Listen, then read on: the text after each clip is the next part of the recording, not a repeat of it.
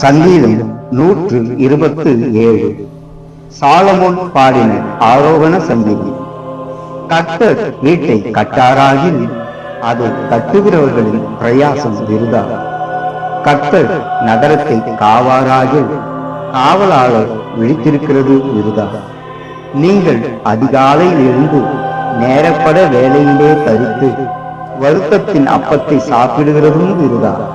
அவரே தமக்கு பிரியமானவனுக்கு நித்திரை அளிக்கிறார்.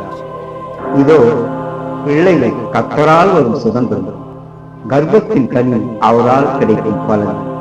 வாழ வயதின் குமாரர் பலவான்கள் கையில் உள்ள அம்புகளுக்கு ஒப்பாயிருக்கிறார்கள்.